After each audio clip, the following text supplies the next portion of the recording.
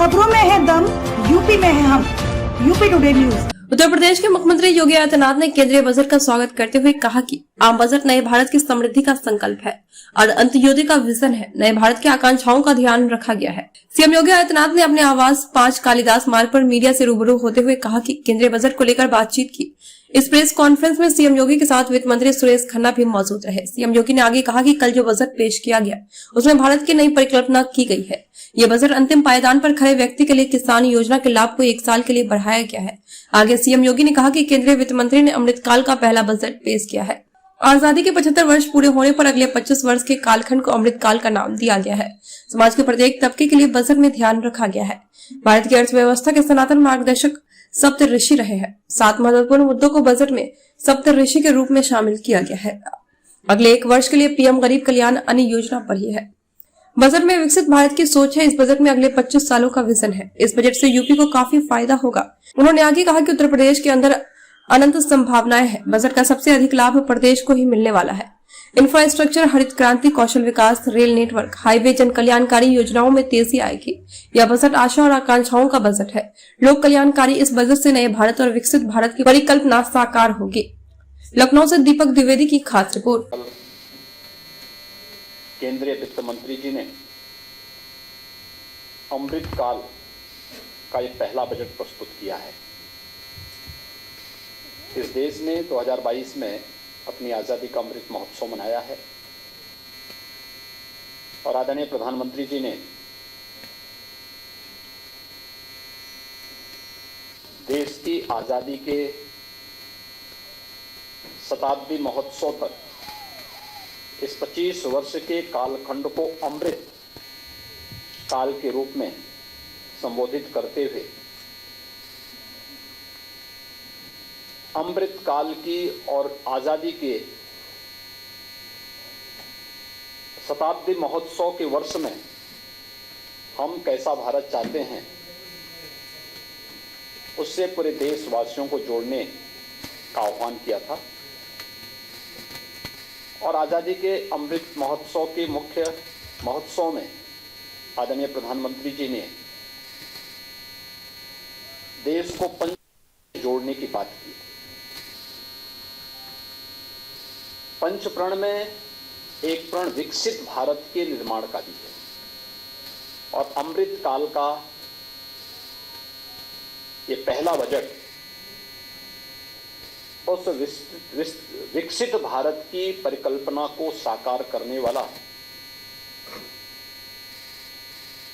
एक सर्वस्पर्शी समावेशी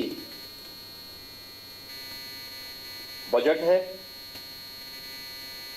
जो समाज के प्रत्येक तबके को, गांव, गरीब, किसान, नौजवान, महिलाएं, वंचित,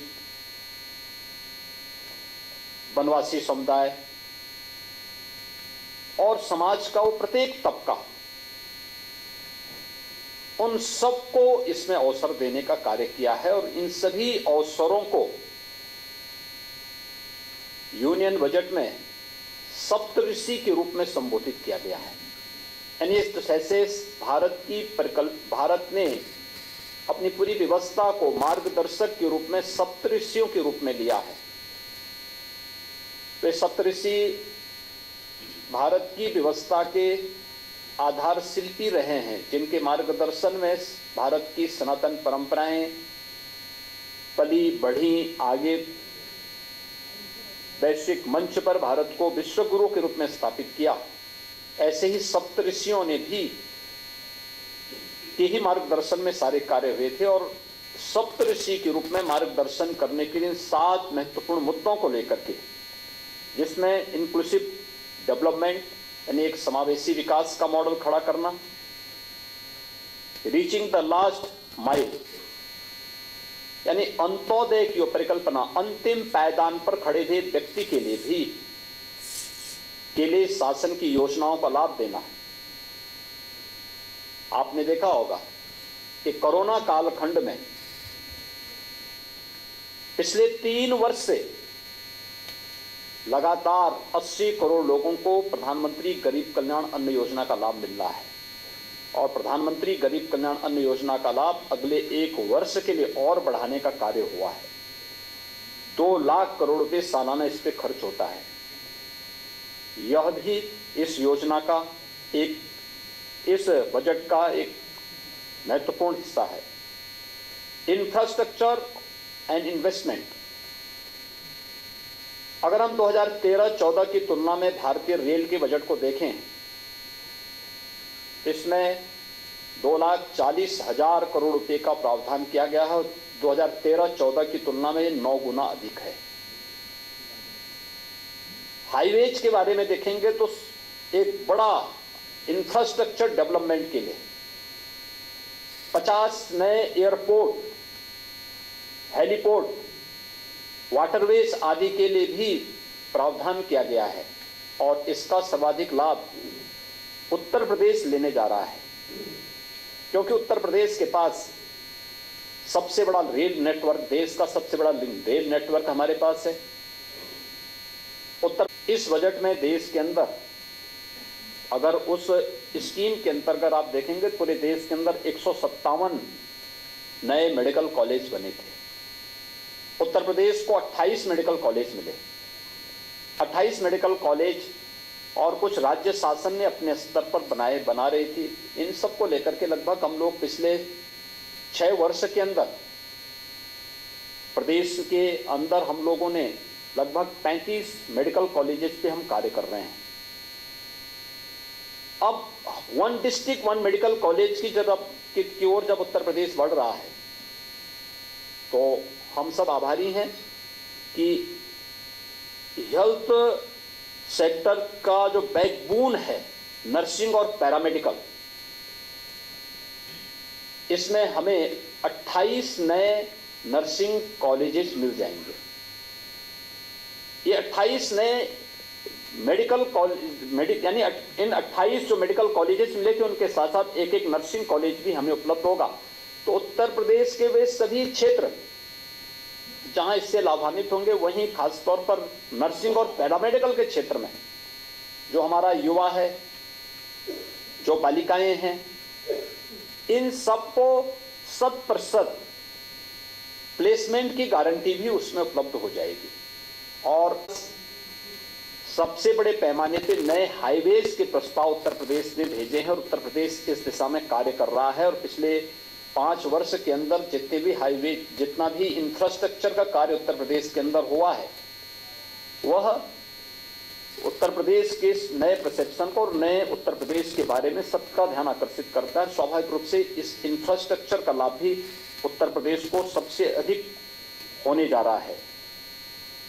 प्रदेश के अंदर सक्षमता को सामने ढाला, अनलीजिंग द पोटेंशियल, यह इसका चौथा भाग है। और इसके बारे में उत्तर प्रदेश की अंदर की, जो हम लोग पहले से कहते आ रहे हैं कि उत्तर प्रदेश अनंत संभावनाओं वाला प्रदेश है। दुनिया के अंदर भारत के बारे में कहा जाता है, पूरी दुनिया आशा भरी निगाहों से भारत की तरफ देख रही है और देश के अंदर, उत्तर प्रदेश के अंदर, उत्तर प्रदेश के लिए संभावनाएं हैं। एक ग्रीन ग्रोथ, यानी कैसे हम हरित विकास की ओर जा सके हैं, कार्बन उत्सर्जन को कम से कम करके हम डेवलपमेंट का एक ऐसा मॉडल दें जो लोगों के सतत और समावेशी विकास के लिए महत्वपूर्ण हो सके। उस प्रकार के मॉडल को, चाहे वो एनर्जी के क्षेत्र में आप देखें, रिन्यूएबल एनर्जी का हो, हाइड्रोजन एनर्जी का हो, या फिर खेती किसानी के क्षेत्र में आप देखेंगे तो विषमुक्त खेती के लिए प्राकृतिक खेती को बढ़ावा देने का कार्यक्रम, या भारत की प्राचीन उस पद्धति को जो आज 2023 का वर्ष मिलेट ईयर के रूप में भी घोषित हुआ है, उस रूप में विकसित करने के लिए उसका भी प्रावधान बजट में किया गया है।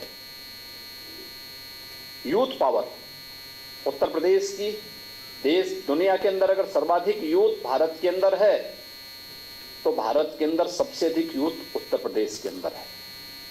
उस युवा के कौशल विकास के लिए, उसे आधुनिक तकनीक से जोड़ने के लिए उसे तकनीकी रूप से सक्षम बनाने के लिए क्या कुछ प्रयास होने हैं इस दिशा में, और वित्तीय समावेशन के क्षेत्र में, फाइनेंशियल सेक्टर में जो कुछ भी अन्य नए प्रयास हुए हैं, उन सभी 5-7 फोकस बिंदुओं को सप्तऋषि के रूप में,